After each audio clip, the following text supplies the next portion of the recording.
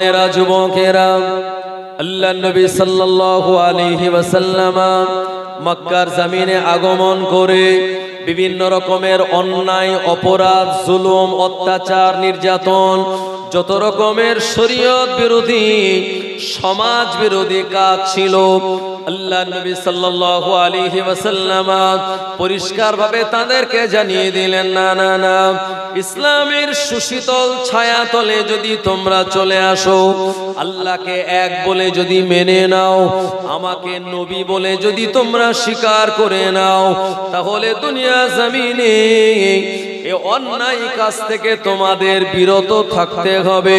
আল্লাহ নবী সাল্লাল্লাহু আলাইহি ওয়াসাল্লাম তিনি গোটা সমাজ ব্যবস্থাকে পরিবর্তন করার জন্য যে স্লোগানে ডাক দিলেন, আল্লাহ নবীর আওয়াজ তৎকালীন মানুষেরা গ্রহণ করে নিয়ে আল্লাহ নবীর পিছনে তানারা অনুসরণ করে গোটা সমাজ ব্যবস্থাটা আল্লাহ নবী তিনি পরিবর্তন করে দিয়েছিলেন। বয়স্ক পিতা মাতাদেরকে সম্মান দেওয়া হতো না। আল্লাহ নবী বললেন, না না না, যারা পিতা মাতা বয়স্ক এনাদের সম্মান দেওয়া, ইজ্জত দেওয়া, তানাদেরকে সেবা যত্ন করা, এটা বিরাট বড় একটা সওয়াবের কাজ। আল্লাহ পাক রাজি আর খুশি হন।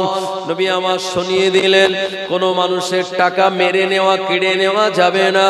আল্লাহ নবী মদের ব্যাপারে, জুয়ার ব্যাপারে, লটারির ব্যাপারে সুন্দর করে মানুষকে যখন বুঝিয়ে দিলেন, দলে দলে মানুষেরা ইসলামের সুশীতল ছায়া তলে এসে আল্লাহ নবীর এ সুন্দর মুখ নিঃসৃত বাণীগুলি মেনে নিয়ে গোটা সমাজে শান্তির পরিবেশ সেদিন বিরাজ করেছিল। জোরে বলুন সুবহানাল্লাহ। ও মুসলমান ভাইরা আমার, আরবে তৎকালীন মক্কা জমিনে বিভিন্ন কওমে কওমে দ্বন্দ্ব ছিল, ইখতিলাফ ছিল, তাদের নানান রকমের রাগারাগি ছিল। আল্লাহ নবী বনু কুরাইজা, বনু তামিম, বনু নাজ্জার, বনু হাশিম সব গোত্রের কওমের ভিতরে ঐক্য মিলন ঘটিয়ে দিলেন। আল্লাহ নবী শুনিয়ে দিলেন, ইন্নামাল মুমিনুনা ইখওয়াতুন, প্রতিটা মুমিন মুসলমান এরা সব ভাই ভাই। একজন যদি ক্ষতিগ্রস্ত হয় আর একজন আঘাতপ্রাপ্ত হবে। ও মুসলমান আমার, এই জন্য মুসলমান মুসলমানের ভিতরে, মানুষ মানুষের ভিতরে ঐক্যের কথা বলেছিলেন আল্লাহ নবী সাল্লাল্লাহু আলাইহি ওয়াসাল্লাম। তার আখলাক আদর্শগুলি যদি আপনি দেখেন, নবী আমার কোন একদিন মদিনা জমিনে এক ইহুদির বাড়িতে গেলেন একটু বালতি রশি দিয়ে পানি তুলে কাজ করার জন্য। কারণ আল্লাহ নবী বড় লোক ছিলেন না, তিনি এমন একজন নবী, এমন একজন নেতা যার পরিবারে বিরাট অভাব ছিল। ও জনেরা, ইহুদির বাড়িতে যখন আমাদের প্রিয় নবী ওই বালতি রশি দিয়ে পানি তোলার জন্য কাজে নিয়োজিত হয়ে গেলেন, হঠাৎ দেখা গেল রশি দিয়ে বালতিটা টেনে তুলতে, কয়েকবার টেনে তোলার পর হঠাৎ করে রশিটা কেটে বালতিটা কুয়ার ভিতরে পড়ে গেল। এ দৃশ্য যখন ইহুদি দেখলো, ইহুদি রেগে গিয়ে বলল, মুহাম্মদ ইবনে আব্দুল্লাহ, তুমি আমার বালতিটা কুয়ার ভিতরে ফেলে দিলে। এর জন্য ওই ইহুদি রেগে গিয়ে আমাদের প্রিয় নবীর মুখেতে এক আঘাত করে দিয়েছিল। আল্লাহ নবী তিনি একজন শক্তিশালী যুবক ছিলেন, তিনি চাইলে পাল্টা আর একটা চড় এই ইহুদিকে মারতে পারতেন, কিন্তু আল্লাহ নবী তিনি সবর করলেন, ধৈর্য ধারণ করলেন। তিনি ইহুদিকে কিছুই বললেন না। আর ইহুদি চড় মেরে ভাবছে, আমি বিরাট বড় উপকার করেছি, আমি আমার মনের যে জ্বালা মিটিয়ে নিয়েছি এবং আমি তাকে শাস্তি দিয়েছি। ভাই আমার, নবী পাক সাল্লাল্লাহু আলাইহি ওয়াসাল্লাম তিনি বললেন, আমি তোমার এই বালতি তুলে দেওয়ার ব্যবস্থা করছি। এরপরে সেই বালতি আবার পুনরায় আল্লাহর নবী সেই কুয়া থেকে সাহাবীর মাধ্যমে তুলে দিলেন। ইহুদি তখন মনে মনে ভাবছে যে আমি মুহাম্মদ ইবনে আব্দুল্লাহকে চড় মারলাম, মনে হয় মারাটা ঠিক হয়নি। ভাই কেউ যদি কোনো একটা ভুল করে, ভুল নয় আসলে এটা তো ভুল নয়, রশিটা দুর্বল ছিল তাই রশিটা কেটে বালতিটা কুয়ায় পড়ে গিয়েছে। আর ইহুদি হলো এমন এক জাতি, এই ইহুদি জাতি এরা হলো খুব ডেঞ্জারাস, এরা হলো দুর্ধর্ষ এক জাতি। আপনি দেখবেন 1947 সালের আগে গোটা ওয়ার্ল্ডের মানচিত্রে আপনি ইসরায়েল বলে কোনো দেশকে দেখতে পাবেন না। অথচ হিটলার তিনি একা 60 লাখ ইহুদিকে হত্যা করেছিল। কেন জানেন?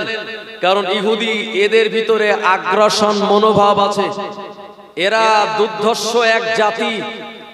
হিটলার যখন 60 লাখ ইহুদিকে গ্যাস চেম্বারে দিয়ে তাদেরকে জাহাজে তুলে জাহাজ ডুবি করিয়ে দিয়ে 60 লক্ষ ইহুদিকে হত্যা করেছিল, এরপর কিছু ইহুদিকে বাঁচিয়ে রেখেছিল।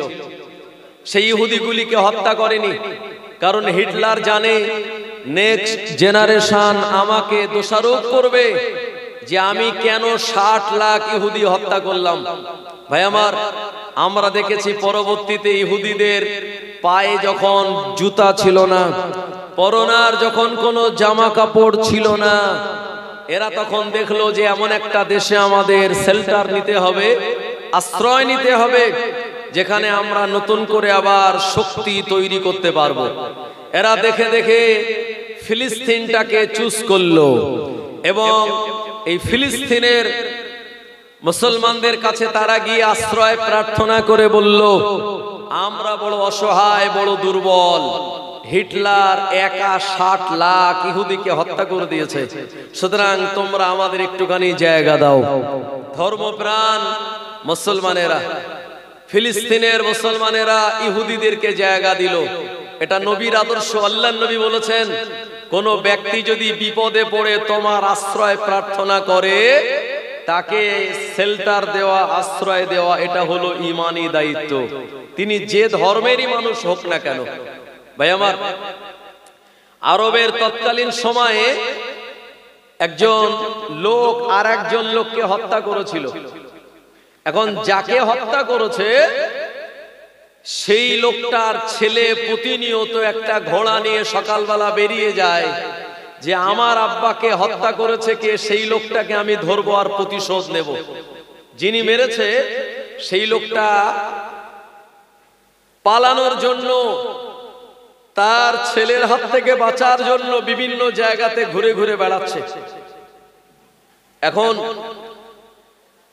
একদিন সকালবেলা একজনের বাড়ি উপস্থিত হয়ে বলছে, ভাই আমি একজন মুসাফির, অসহায়, আপনি কি আপনার বাড়ি আমায় জায়গা দেবেন? ওই লোকটা বলল, ঠিক আছে, আপনি যখন মুসাফির, অসহায়, আমার বাড়িতে আপনার মেহমান হিসাবে আমি সাদরে গ্রহণ করলাম। এখন লোকটা তার বাড়িতে থাকে আর দেখে প্রতিদিন সকালবেলা এই বাড়িওয়ালা ঘোড়া নিয়ে বেরিয়ে যায় একটা হাতে তরবারি নিয়ে। তো কয়েকদিন এই দৃশ্য দেখার পরে বাড়িওয়ালাকে ওই লোকটা বলছেন, মেহমান বলছেন যে জনাব, আপনি প্রতিদিন ঘোড়া নিয়ে সকালবেলা খোলা একটা তরবা নিয়ে বেরিয়ে যান, আপনি কাকে মারতে যান, কাকে খুঁজতে যান? বাড়িওয়ালা তখন বলছেন, আমার একজন আব্বাজান ভালো মনের, ভালো মানুষ ছিল, অথচ এমন নামের একজন লোক আমার পিতার কাছ থেকে মাল টাকা পয়সা নেওয়ার জন্য তাকে হত্যা করে দিয়েছে। আমি বেটা হয়ে শপথ নিয়েছে, আমার পিতাকে যে হত্যা করলো ওই ঘাতককে আমি প্রতিশোধ না নেওয়া পর্যন্ত আমি ক্ষান্ত হব না। মুসলমান ভাইরা আমার, ওই মুসাফির এই কথা শোনার পর তার অন্তরের আপনার কলিজার পানি শুকিয়ে গেল। কারণ যে লোকটাকে খোঁজার জন্য প্রতিদিন তরবারি নিয়ে বার হয়, উনি আর অন্য কেউ নয়, ওই লোকটা তো আমি নিজে। যাকে খুঁজতে যাচ্ছে সেই এর বাড়ি এসে আশ্রয় নিয়েছে। এখন বেশ কয়েকদিন হয়ে গেল, এরপরে যে লোকটা অরিজিনাল আসামি, যে তার পিতাকে মেরেছিল, সে দেখলো প্রতিদিন বাড়িওয়ালার ছেলেটা তরবারি নিয়ে ঘোড়া নিয়ে বেরিয়ে যায়, আর দিন শেষে ক্লান্ত হয়ে ফিরে আসে। তবে আমি যে আসামি, আমি তার পিতাকে মেরেছিলাম, এই কথাটা বলা দরকার। কারণ বাড়িওয়ালা আমার জন্য সুন্দর থাকার ব্যবস্থা, খাওয়া দাওয়ার ব্যবস্থা, ভালো মেহমানদারির এত আয়োজন করেছে, মনে হয় তার মনটা ভালো হবে। আমি অন্তত একবার নিজে মুখে স্বীকার করব, যদি আমার কপালে থাকে মৃত্যু, তাহলে সে আমায় মেরে দেবে, আর যদি আমার হায়াত থাকে নিশ্চিত সে আমায় মারবে না। একদিন, আরো কয়েকদিন পেরিয়ে গেছে, একদিন ওই মেহমান দেখছে সকালবেলা বাড়িওয়ালা প্রতিদিনের মতো আবার তরবারি হাতে নিয়ে একটা ঘোড়া নিয়ে বার হচ্ছে। এই মুসাফির বলছে, বাড়িওয়ালা একটুখানি দাঁড়িয়ে যাবেন। তো বলছে কি ব্যাপার? তো মুসাফির বলছে যে আপনি যাকে খুঁজতে যাচ্ছেন তানাকে কি আপনি চেনেন? বলছে না, আমি তাকে চিনিনি। বলছে যাকে আপনি চেনেন না, যার ছবি আপনার মনের আয়নাতে নেই, আপনি তাকে ধরবেন কি করে আর মারবেন কি করে? তো বাড়িওয়ালা বলছে নিশ্চয়ই একদিন না একদিন যে কোনো প্রকারে আমি তাকে খুঁজে পাবই। তো ওই মেহমান তখন বলছে দাঁড়িয়ে যান, আজকে আপনারা যেতে হবে না, আপনি প্রতিদিন যাকে খোঁজার জন্য মারার টার্গেট নিয়ে বার হন, আমিও হলাম আপনার পিতার ঘাতক, আমিও হলাম আসামি। ভাই, এই কথাটা যখন বলেছে বাড়িওয়ালার ওই ছেলেটা, সে প্রচন্ড রেগে লাল হয়ে গেছে। মানে তার মন চাইছিল যে ওই তরবারি একেবারে সঙ্গে সঙ্গে তার উপরে আঘাত করি, কিন্তু সে নিজেকে সামলে নিয়েছে। ভাই, প্রচন্ড রাগের মাথায় যে নিজের রাগকে কন্ট্রোল করতে পারে সেই হলো বীর পুরুষ। আর যে রাগের মাথায় বউটাকে তালাক দিল, বাড়ির শোকেশের কাছে দু চারটে ঘুষি মারলো, মোবাইলটা আছাড় মারলো, বা অন্য কিছু ভাঙচুর করলো, হ্যাঁ, এরা কিন্তু কাপুরুষ। কথা ঠিক কিনা? বীর পুরুষ তো সে যে প্রচন্ড রাগের মাথায় শয়তান তাকে রাগিয়ে দেয়, আর শয়তান চায় আমি তাকে রাগিয়ে দিয়েছি, এখন কোন একটা দুর্ঘটনা সে ঘটাবে।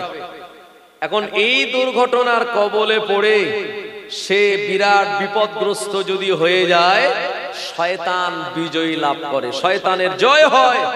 আর প্রচন্ড রাগের মাথায় যদি রাগ কন্ট্রোল করে আপনি শান্ত থাকতে পারেন, তাহলে দেখবেন আপনাকে বীর পুরুষ বলে মনে হবে এবং আপনি প্রকৃত সাকসেস হবেন। শয়তান আপনার বুদ্ধিটাকে অন্যায় কাজে লাগাতে পারবে না। এজন্য বিশ্বনবী বলেছেন, যখন তোমাদের খুব রাগ হয়ে যাবে তখন তোমরা উজু বানিয়ে নেবে। উজু বানালে হাত পায়ে মুখে পানি দিলে রাগ কিন্তু কমে যাবে। কথা ঠিক কিনা? মুসলমান ভাইরা আমার, সঙ্গে সঙ্গে বাড়িওয়ালা প্রচন্ড রেগে গিয়ে তার মনে হচ্ছিল তরবারিটা আমি তার উপরে আঘাত করে দেই, কিন্তু না না না, ইসলামের আদর্শ কত সুন্দর দেখুন। ওই লোকটা বলল, আল্লাহর নবী, আমি আল্লাহর নবীর হাদিস পড়েছি এবং নবী আমার শুনিয়েছেন, মেহমান সে যত বড়ই দুশমন হোক না কেন, মেহমান যত বড় শত্রু হোক না কেন, তার সঙ্গে খারাপ আচরণ করা যায় না। এ আমার পিতার ঘাতক হত্যাকারী, আজকে কয়েকদিন তুমি আমার বাড়ির মেহমান হয়ে অবস্থান করছো, এখন যদি আমি তোমার উপরে বদলা নাই, এটা শরীয়ত বিরোধী কাজ হবে, ইসলামে আমাদের নবী তা বলে না, এজন্য আমি তোমার উপরে আঘাত করলাম না। তবে আমি যখন জেনে গিয়েছি তুমি হলে আমার পিতার হত্যাকারী, তুমি হলে আমার পিতার ঘাতক, এরপর আমার বাড়িতে আমি তোমায় আর আশ্রয় দেব না, তুমি আমার বাড়ির থেকে বিদায় নিয়ে চলে যাও, কিছু টাকা আমি তোমায় দিলাম, এ টাকাটা নিয়ে বিদায় নিয়ে চলে যাও। তবে মনে রেখো, জীবনে কোনোদিন আমার সামনে যেন তুমি পড়ো না, জীবনে কোনোদিন যদি আমার সামনে পড়ে যাও, আমি তোমায় কিন্তু আর ছেড়ে দেব না। জোরে বলুন সুবহানাল্লাহ। আজকে তুমি আমার মেহমান, আজকে ছেড়ে দিলাম। এটাই হলো ইসলামের রীতি আদর্শ।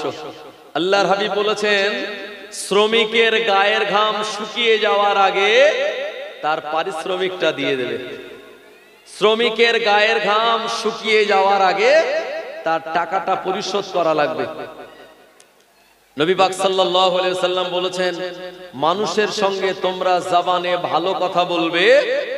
আল মুসলিমু মান সালিমাল মুসলিমুনা মিন লিসানিহি ওয়া ইয়াদিহি, জবান আর হাত হতে অন্য মুসলমান যেন নিরাপদ থাকে। ভাই আমার, আমরা যখন রাস্তাঘাটে বার হই, যদি কোন একটা গাড়ি একটু চেপে দেয় বা কোন রকম একটু সমস্যা হয়, কিংবা এমনি হয়তো কোনো সমস্যা হয়নি, তারপরেও আমরা মানুষকে মুখ খারাপ করে, জবান খারাপ করে একটা কথা বলি। মানুষকে কাজ করিয়ে বলি, ভাই সন্ধ্যাবেলা টাকা দেবো কোন চায়ের দোকানে। দেখা হলো, বললো ঠিক আছে কালকে দেবো, আছি তো আমি। এরপরে আবারও দেখা হলো, গরিব মানুষ টাকা চাচ্ছে, বললো আমি কি গ্রাম ছেড়ে উঠে চলে যাচ্ছি? বলছি টাকা দেবো কোনি। ভাই আমার, আপনি যখন টাকা চাইতে যান আপনার মনে হয় আমি মনে হয় আসামি, আর যে আপনার টাকা দেবে, যার কাছে টাকা পাবেন, সে কিন্তু খুব গলা লম্বা করে উঁচু করে কথা বলে, খালি টাকা টাকা কেন করো, এরকম আছে না নাই? জওয়ানেরা, যুবকেরা, আল্লাহর নবী শুনিয়ে দিলেন, তোমরা আমাকে দুটি জিনিসের গ্যারান্টি দাও, আমি তোমাদেরকে জান্নাতের গ্যারান্টি দিয়ে দেব। এক নম্বর হলো আমাদের জবান। এই জবানের গ্যারান্টি দিতে হবে আল্লাহর নবীকে। জবান দিয়ে আমরা যদি মানুষকে দুঃখ দেই, মানুষকে কষ্ট দেই, জবান দিয়ে যদি আমরা গালাগালি বার করে, এই জবান দিয়ে আপনার জবানের যে আঘাত অন্য ব্যক্তির হৃদয় ভেঙে চুরমার করে দিতে পারে। আমাদের গোটা বডির ভিতরে সবথেকে শক্ত জায়গা হলো কোন জায়গা জানেন? জিহবা। জিহবা শক্ত। আরে আমাদের শক্ত হওয়া দরকার ছিল হাত পা, কিন্তু না, জিহবা শক্ত, কিন্তু জিহবাইতে একটাও হাড় নাই। এত শক্ত হলো কেন?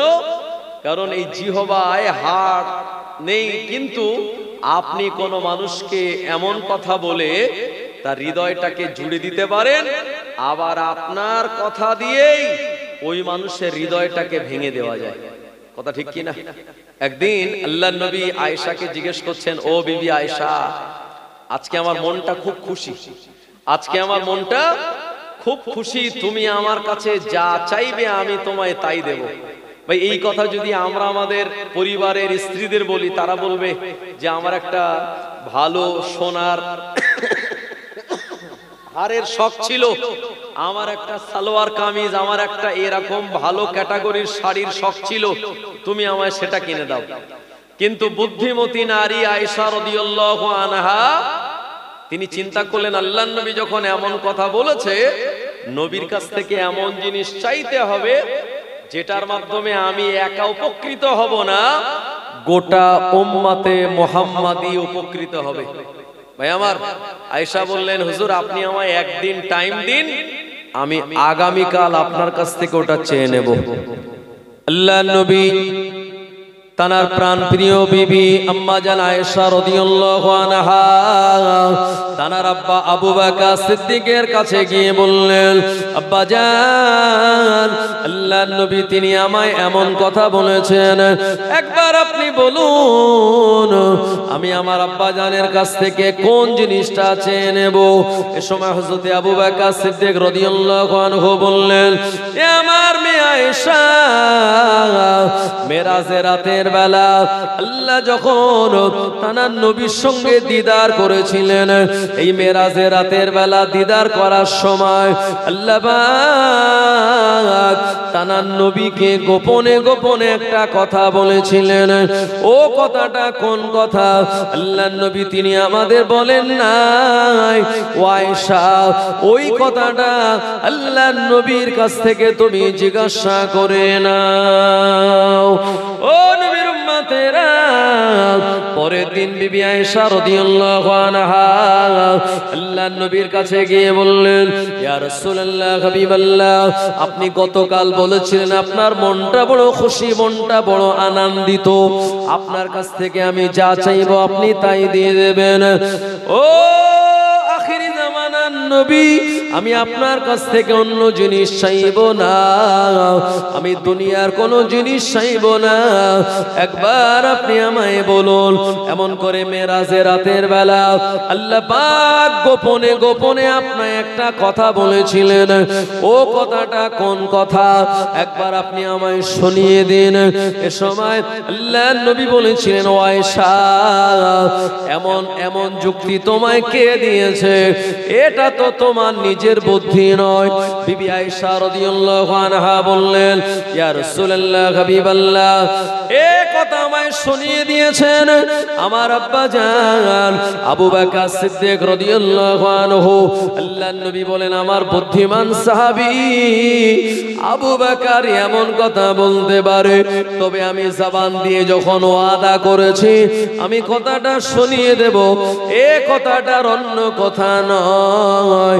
মেরাজের রাতের বেলা আল্লাহ আমায় গোপনে গোপনে বলেছেন, কোন মানুষের মনে যদি দুঃখ লাগে, কোন মানুষের মনটা দুঃখ পেয়ে যদি ভেঙে যায়, ওই মানুষটা যদি অবসাদে ভোগে, এ মানুষটা যদি বিরাট মন খারাপ করে অবস্থান করে, আপনি যদি তার সঙ্গে এমন কোনো কথা বলেন, আপনি যদি তাকে সান্ত্বনা দেন, আপনি যদি তাকে যুক্তি বুদ্ধি দিয়ে তার ভেঙে যাওয়া মনটাকে পুনরায় জোড়া লাগিয়ে দিতে পারেন, আপনার ওই সামান্য কথায় ওই মানুষটা যদি সান্ত্বনা পেয়ে যায়, কিয়ামতের দিন এই সামান্য ইবাদতের ওসিলায় আল্লাহ পাক আপনাকে ক্ষমা করে দিয়ে দয়ার জান্নাতের বাসিন্দা বানিয়ে দেবে।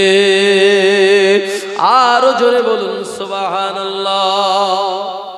আমরা মানুষের মন ভাঙতে আছি, জোড়া লাগাই না। কথা ঠিক কিনা? একটা কোন রকম কারো মাইনাস পয়েন্ট পেলে হয়, সেটার বিরুদ্ধে সমালোচনা, আলোচনা, নানান কিছু এরে তারে বলা, একেবারে তিলকে তাল করি আমরা। জি, আর নবী পাক সাল্লাল্লাহু আলাইহি ওয়াসাল্লাম শুনিয়েছেন, মান সাতারা মুসলিমান সাতারাল্লাহু ফিদ দুনিয়া ওয়াল আখিরাহ। যে ব্যক্তি কোন মুসলমানের দোষ ত্রুটি গোপন করে, আল্লাহ তার জীবনের গুনাহকে গোপন করে maaf করে দেন। জোরে বলুন ভাই আমার। এজন্য নবী পাক সাল্লাল্লাহু আলাইহি ওয়াসাল্লামের সেই আদর্শ আমাদেরকে মেনে কোন মানুষের ভাঙা হৃদয়কে আপনার জবানের কথা দ্বারা যদি জোড়া লাগাতে পারেন, আল্লাহ আপনার উপরে বড় রাজি আর খুশি হবেন। জি, নবী পাক সাল্লাল্লাহু আলাইহি ওয়াসাল্লামের সেই আদর্শ, যে আদর্শগুলি আমরা আমাদের বাস্তব জীবনে যদি কাজে লাগাই, আমাদের জীবনটা পরিবর্তন হয়ে যাবে। আল্লাহ নবী দিন দুনিয়ার বাদশাহ, এক তারিখে এক গাছের তলায় তিনি বিশ্রাম নেন। এমন সময় একজন ইহুদি আল্লাহ নবীকে ঘুমন্ত অবস্থায় দেখতে পেল গাছের তলায়। ইহুদিটা খোলা তরবারি নিয়ে আমার নবীকে মারার জন্য তরবারিটা উঁচু করলো, আর আল্লাহ নবীকে বলল, ও মুহাম্মদ ইবনে আব্দুল্লাহ, আমার হাত থেকে কে আজকে তোমায় বাঁচাবে? আল্লাহ নবীর ঘুমটা ভেঙে গেল। আমাদের নবী বলেছিলেন, আমার আল্লাহ আমায় বাঁচাবেন। এই আল্লাহর উপরে ভরসা করে কথাটা বলার সঙ্গে সঙ্গে দেখা গেল ইহুদির হাত থেকে তরবারিটা কাঁপতে কাঁপতে এ জমিনে পড়ে যায়। আল্লাহ নবী তরবারিটা হাতে নিলেন। ইহুদি তখন হাত জোড় করে বলে, মুহাম্মদ, আমার বড় ভুল হয়ে গেল, আমি এমন করে বিরাট অন্যায় করে ফেলেছি, আপনি আমায় মাফ করুন। আল্লাহর নবী বললেন, এই ইহুদি, আমি তোমার তরবারিটা তুলেছি তোমাকে মারার জন্য নয়, তোমাকে ফিরিয়ে দেওয়ার জন্য। তোমার তরবারি আমি তোমার হাতেই ফিরিয়ে দিলাম। জোরে বলেন সুবহানাল্লাহ। ইহুদি অবাক হয়ে গেল। ইহুদি বলল, মুহাম্মাদের বিরুদ্ধে অনেক কথা আমায় শোনানো হয়েছে, মুহাম্মদ এমন তেমন অমুক তমুক নানান কথা আমায় শোনানো হয়েছে, কিন্তু আজকে আজকে বাস্তব সামনে ওই নবীর আখলাক আদর্শ আমি যা দেখলাম আমি তো অবাক হয়ে গেলাম। ইহুদি বাড়িতে চলে গেল, রাতের বেলায় বিছানায় বালিশে মাথা দিয়ে শুয়ে শুয়ে চিন্তা করে, মুহাম্মদ যদি দুনিয়ার কোন সাধারণ বাদশা হতো, সে বডিগার্ড নিয়ে ঘুরে বেড়াতো আর আমার হত্যা সে করে দিত, আমি যেহেতু তাকে মারার ইচ্ছা প্রকাশ করেছিলাম, অথচ আমার তরবারি সে হাতে পাওয়ার পর আমায় না মেরে আমার তরবারি আমার হাতে ফেরত দিয়ে দিল। ওই মানুষটা সাধারণ মানুষ হতে পারে না। পরবর্তীতে আল্লাহর নবীর কাছে এসে ইমানের কালেমা পড়ে মুসলমান হয়ে যায়। জোরে বলুন সুবহানাল্লাহ। এই জন্য বিশ্ব নবীর এই আদর্শ দেখে দলে দলে দলে দলে মানুষেরা ইসলামের সুশীতল ছায়া তলে চলে এসেছে। এই জন্য ইসলামের ভিতরে কোনো জাতিগত বৈষম্য বিদ্বেষ নেই। আপনি আমেরিকায়, জার্মানে, জাপান, ফ্রান্স, চীনে চলে যাবেন, সেখানে কালো সাদার ভিতরে দ্বন্দ্ব আছে, কিন্তু এই মুসলমানদের ভিতরে কালো সাদা লম্বা বেটে আপনার জাতিগত যে এ মোল্লা ও মন্ডল ও বিশ্বাস, এই বংশ অনেক বড়, ওই বংশ ছোট, ওটা নিচু ওটা উঁচু, এরকম কোনো ব্যাপার নেই। আমরা যখন নামাজে দাঁড়াই, গরিব মানুষ যে টোটো চালায়, ভ্যান চালায়, আর যে বিরাট এসি ছাড়া চলে না, বিরাট সুন্দর হাই লেভেলের ঘর বাড়ি, সেও মসজিদের যে নামাজ পার্টিতে দাঁড়াবে, একটা পথের ভিক্ষুক সেও ওই নামাজের তার পাশে দাঁড়িয়ে যাবে। একই সঙ্গে কাঁধে কাঁধ মিলিয়ে বড় লোক গরিব লম্বা বেটে সবাই আল্লাহকে একসঙ্গে সেজদা দেব। আল্লাহর কাছে প্রাধান্য তার বেশি যে ব্যক্তি তত বেশি পরহেজগারিতা অবলম্বন করেছেন, শরীয়তের আইন ও কানুনগুলি মেনে চলেছেন। বিশ্বনবী বলেছেন, ইমানের ভিতরে 70টার বেশি শাখা পোশাকা আছে, তার ভিতরে সবথেকে বড় শাখা হলো কওলু লা ইলাহা ইল্লাল্লাহ, জবানে বলা নেই কোনো মাবুদ আল্লাহ ছাড়া। আর ইমানের সব থেকে ছোট শাখা হলো ও আদনাহা ইমাতাতুল আযা আনিত তরিক, রাস্তা থেকে কষ্টদায়ক বস্তুগুলি সরিয়ে দেওয়া। রাস্তার উপরে কলার খোসা পড়ে আছে, আপনি দেখতে পেয়েছেন, আপনি পাশ কাটিয়ে চলে আসলেন, ভাবলেন যে ও আমি তো চলে এসেছি, পরের জনের যা হয় তা হয়, আমার দেখার দরকার নেই। কাঁটা পড়ে আছে, আদলা ইট পড়ে আছে। আপনি যদি ইমানদার হন, ইমানদারের আলামত হবে কলার খোসা, ইট বা মাটির ঢিলা যেটা পড়ে আছে, এটাকে আপনি সরিয়ে অন্য ভাইয়ের জন্য, অন্য ব্যক্তির জন্য রাস্তাটাকে আপনি ক্লিয়ার যদি করে দেন, তাহলে বিশ্বনবী বললেন ওই ব্যক্তিটার ভিতরে ইমানের আলামত আছে। জি, আর আমরা তো কি করি, আমরা সব রাস্তায় ফেলি, তাই না? দোকান ঝাড়ু দিয়ে রাস্তার মাঝখানে রেখে দিচ্ছি। আল্লাহু আকবার। হ্যাঁ, দোকান থেকে ঝাড়ু দিয়ে রাস্তার মাঝখানে এসে রেখে দিচ্ছে। কেন? বললো ও রাস্তার মাঝখানে রাখা হলো, তার উপর দিয়ে গাড়ি যাবে, হাওয়ায় আবার চারিদিকে উড়ে চলে যাবে, অসুবিধা হবে না। তার মানে বুঝতে হবে এখনো ইমানদার হতে পারিনি। যদি হতে পারতো তাহলে দোকান ঝাড়ু দিয়ে ময়লা রাস্তায় না রেখে একটা ডাস্টবিনে বা আলাদা কোনো জায়গায় ফেলে দিত। বিশ্বনবী বলেছেন, তোমরা রাস্তায় বসবে না, রাস্তা ঘাটে বসা শরীয়তে নিষেধ। যদি অগত্যা বসতেই হয় তাহলে রাস্তার কয়েকটা হক আছে, সেই হক আদায় করতে হবে। আর আমরা রাস্তায় বসাকে ভালো মনে করি, কথা ঠিক কিনা? রাস্তার পাশে ওটা বানাই, মাচা বানাই, আমরা রাস্তার দোকানে বসি, চায়ের দোকানে পায়ের ওপরে পা দিয়ে আমরা কি করি, মানে গীবত, পরনিন্দা, পরচর্চা। মাশাআল্লাহ, এক হাতে চা আর এক হাতে সিগারেট, নাহলে আর এক হাতে কি অন্তত ওই যে রজনী, মুসাফির, তেরঙ্গা, বিমল, কত কিছু আছে আজকাল সব বেরিয়েছে। এসব নিয়ে মানুষের নানান কথা আমরা বলি, অথচ আল্লাহর নবী বলেছেন রাস্তায় তোমরা বসবে না। আর যদি বসতেই হয় রাস্তার হক আদায় করতে হবে। কি হক? কেউ যদি সালাম দেয় তার জবাব দিতে হবে, বা আপনি তাকে সালাম দেবেন, আসসালামু আলাইকুম, উনি জবাব দেবেন। এটা হলো রাস্তার হক। দ্বিতীয় নম্বর রাস্তার হক হলো, কোন মানুষ এক বস্তা ধান বা চাল নিয়ে যাচ্ছিল, তার ঘাড় লেগে গেল, মাথাটা কষ্ট হলো। উনি আপনায় ডাক দিয়ে বললেন, ভাই একবার আসুন, আমার মাথার বস্তাটা একটুখানি নামিয়ে দিন। আপনি তাকে হেল্প করে বস্তাটা নামিয়ে দেবেন এবং ওই লোকটা জিরিয়ে নেওয়ার পর, রেস্ট নেওয়ার পর আবার যখন বলবে ভাই একটুখানি বস্তাটা মাথায় তুলে দাও, আপনি তখন নির্দ্বিধায় মাথায় তুলে দেবেন। অনেক বলে, আমি কি তোমার চাকর নাকি, তোমার মাথায় তুলে দেওয়ার জন্য কেন রয়েছি, তুলবো নামাবো, হ্যাঁ অন্য লোক দেখতে পাও না? এরকম বলা যাবে না, কারণ আপনি তো রাস্তায় বসেছেন। আপনি যখন মোড়ের মাথায় আছেন, আপনার হক, পথিক যদি আপনার হেল্প চায় আপনাকে হেল্প করা লাগবে। তৃতীয় নম্বর হলো, রাস্তায় বসলে রাস্তার হক হলো, যদি কোনো পথিক সে কোথায় যাবে, বারাসাত কোন দিকে, বা সে যাবে ওই ইচাপুরের দিকে, লোকেশন বুঝতে পারছে না, জয়পুর মোড়ে এসে যদি জিজ্ঞেস করে ভাই আমি ইচাপুরে যাব কি আমি বদরে যাব কোন দিকে, আপনাকে যদি জিজ্ঞেস করে কোনো বাইকওয়ালা, চার চাকাওয়ালা ড্রাইভার, আপনি যেহেতু মোড়ের মাথায় আছেন, শরীয়ত ইসলাম আপনার দায়িত্ব দিয়েছে সেই লোকটাকে সঠিক লোকেশন বলে দেওয়া। আর আপনি যদি বদমাইশি করে বলেন যে ওই বদর হলো ওই বিড়া চৌমাথায় গিয়ে তারপরে বাম দিকে নেবেন, ও ভাই এরকম আছে না নাই? আমাদের এলাকার লোকজন ভালো, আমি একটু বাইরের সাইডে যখন যাই ভাই, আমার কিছু কিছু এলাকায় এমন আছে রাতের বেলা রাস্তা জিজ্ঞেস করলেই ভুলভাল দেখিয়ে দেয়, কি বুঝলেন? হ্যাঁ, তো এখন আর অসুবিধা হয় না, এখন আর মানুষকে জিজ্ঞেস করতে হয় না।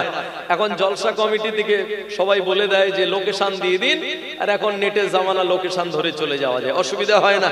তবে আগে জিজ্ঞেস যখন করতাম, আপনার বর্ডার সাইডে কিছু এলাকা আছে যেখানে গিয়ে রাস্তা আপনি জিজ্ঞেস করলেই আপনায় ভুলভাল রাস্তা দেখিয়ে দেবে।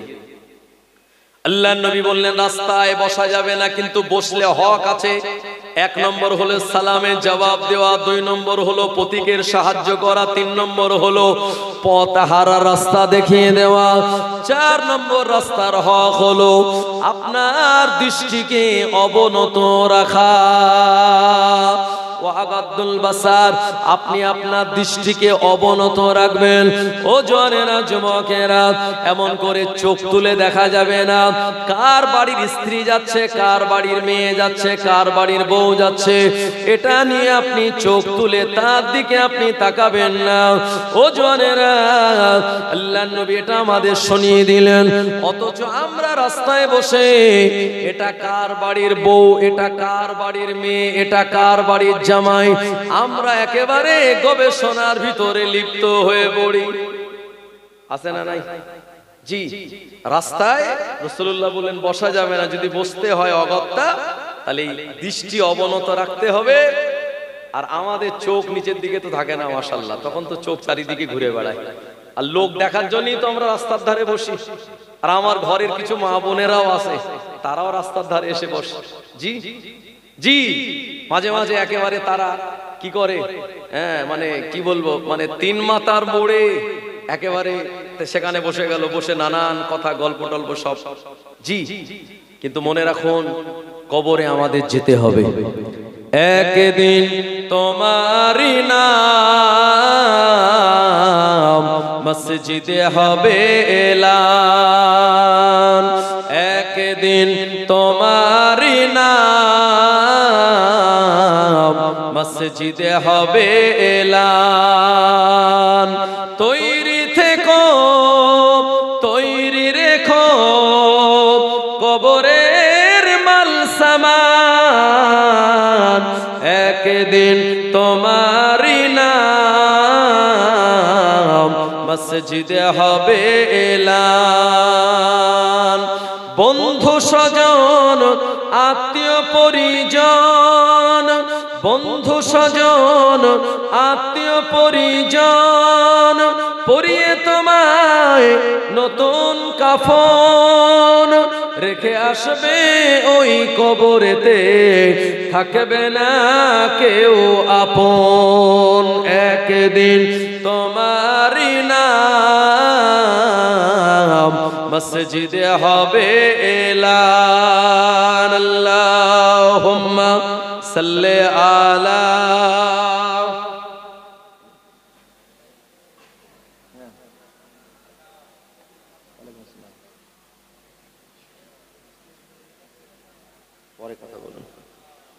ইয়া নবী মুহাম্মদ ইয়া রাসূল মুহাম্মদ তুমি মোর শাফায়াত তুমি মোর শাফায়াত ইয়া নবী মুহাম্মদ ইয়া রাসূল মুহাম্মদ তুমি মোর শাফায়াত তুমি মোর শাফায়াত পেলে দিদার একটিবার তোমাকে খোদার কসম কলিজার মায়া দিয়ে তখন ধোয়াবো তোমার কদম পেলে দিদার একটিবার তোমাকে খোদার কসম কলিজার মায়া দিয়ে তখন ধোয়াবো তোমার কদম ওয়েস করুনি দেখেনি ভাঙে ইশকে সকল দাঁত তুমি মোর শাফায়াত তুমি মোর শাফায়াত ইয়া নবী মুহাম্মদ ইয়া রাসূল মুহাম্মদ তুমি মোর শাফায়াত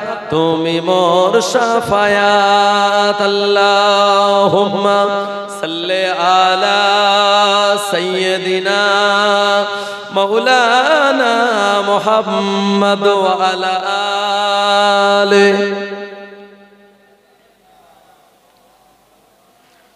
জওয়ানেরা যুবকেরা ও নবীর উম্মতেরা এজন্য আল্লাহর নবী আমাদের কাছে 22 বছর 5 মাস 10 দিন ধরে তার প্রিয় নবীর উপরে কোরআনুল মাজিদ নাযিল করে দিয়েছিলেন এই কোরআনুল মাজিদের প্রথম কথা হলো ইকরা বিসমি রাব্বিকাল্লাযী খলাক ও নবী আপনি পড়ুন আপনার সেই প্রভুর নামে জওয়ানেরা যুবকেরা নবী আওয়াজ শুনিয়ে দিয়েছেন উতলুবুল ইলমা মিনাল মাহাদি ইলাল লাহাদি তোমরা ইলম জ্ঞান অন্বেষণ করো মায়ের কোল থেকে আর কবরে যাওয়া পর্যন্ত এজন্য আমরা শিক্ষা অর্জন করা ছাড়া আমরা লেখাপড়া করা ছাড়া কোন রকম ভাবে পরিত্রাণ পেতে পারবো না ইসলাম হলো জানার নাম ইসলাম হলো মানার নাম আপনাকে আগে প্রথম জানতে হবে তারপরে আপনাকে মানতে হবে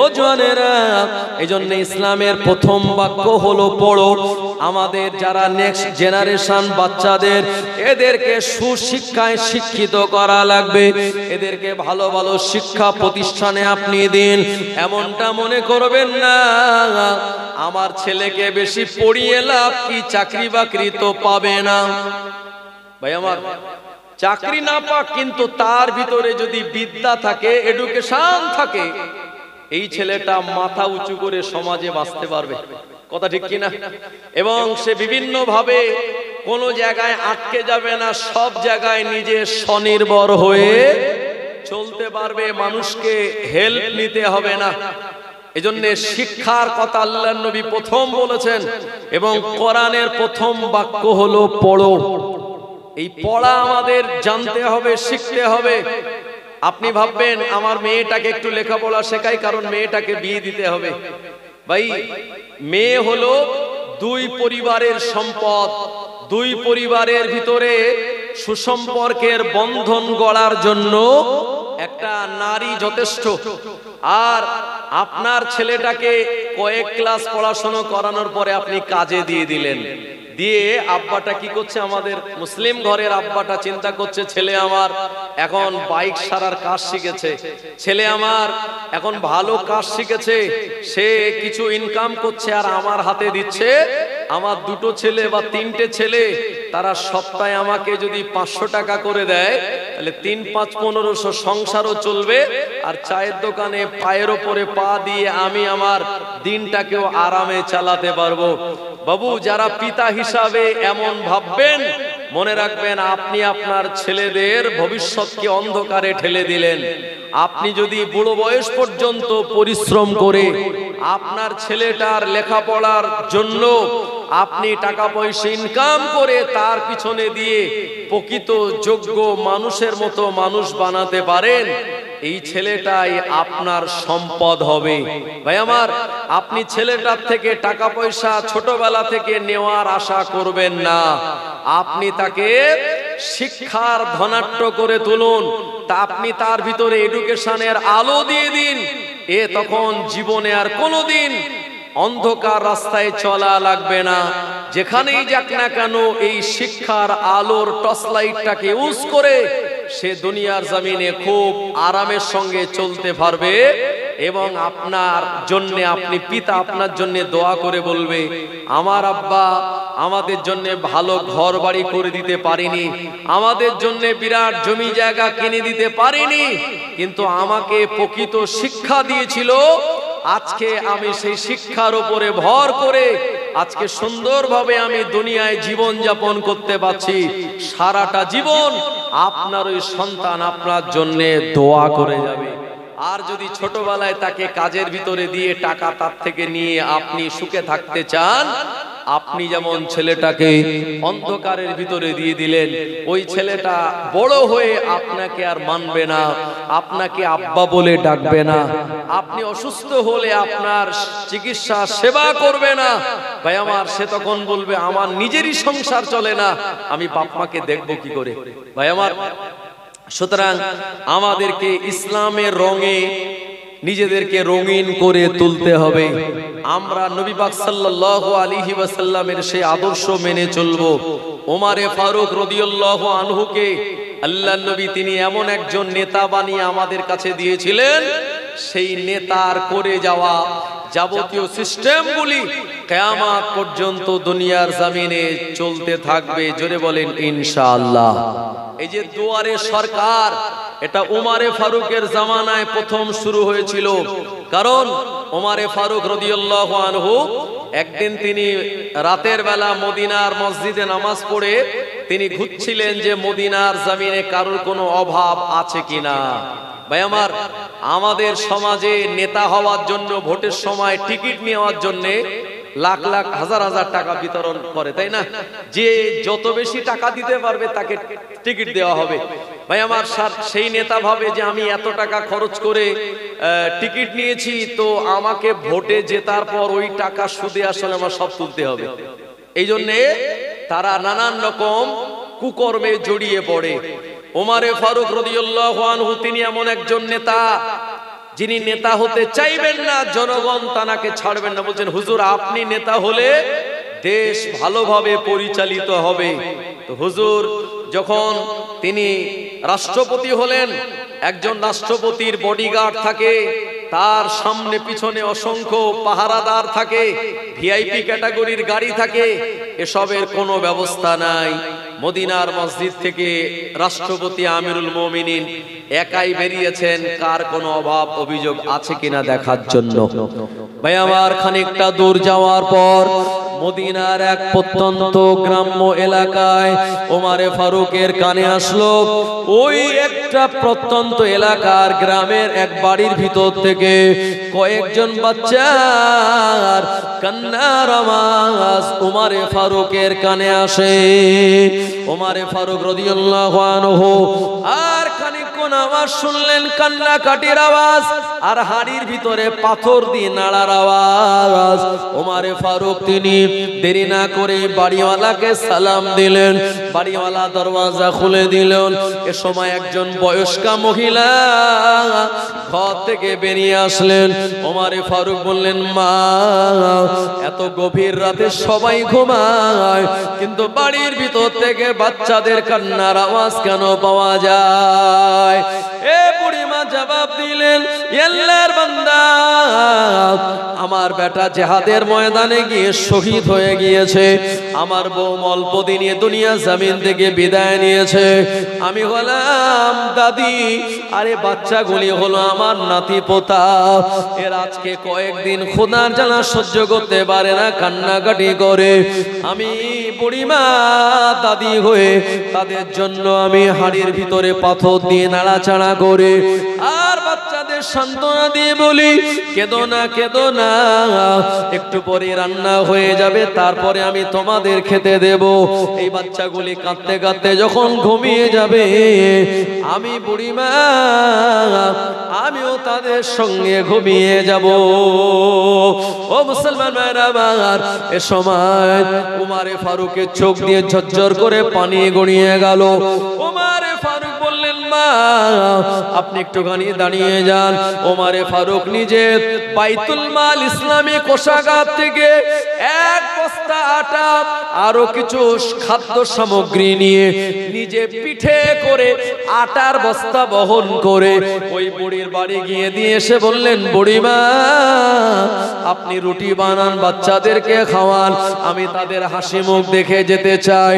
তবে জীবনে আর কোনোদিন আপনার চিন্তা করা লাগবে না, এই বাচ্চাগুলি যতদিন বড় না হবে আমি ওমর তাদের জন্য সরকারি কোষাগার থেকে ভাতার ব্যবস্থা চালু করে দিলাম।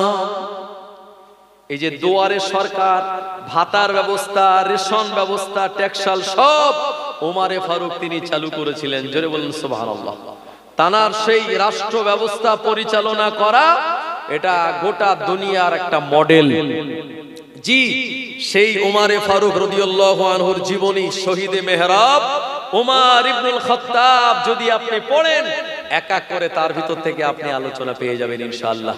ভাই আমার, আমি লম্বা চওড়া করব না। আমার মহাব্বতের ভাই সেই বসিরহাট সাগদা থেকে তিনি এসেছেন, অনেক দূর থেকে এসেছেন ভাইজান। তিনি আপনারা দেখেন কদিন আগে ত্রিপুরা ছিলেন, তার আগে কদিন আসাম, মাঝে মাঝে মেঘালয়, আপনার কয়েকদিন আগে পাহাড়পুরে, মালদা পাহাড়পুরে সেখানে জীবনী জলসা করে এসেছেন এবং বিভিন্ন বাংলা আসাম বিভিন্ন জায়গাতে তিনি আলোচনা দিনের খেদমাত করেন। তিনি অত্যন্ত যোগ্যতম একজন আলেমে দ্বীন জনাব মাওলানা মুফতি রবিউল ইসলাম ভাইজান তিনি এসেছেন। আমি তো আপনাদের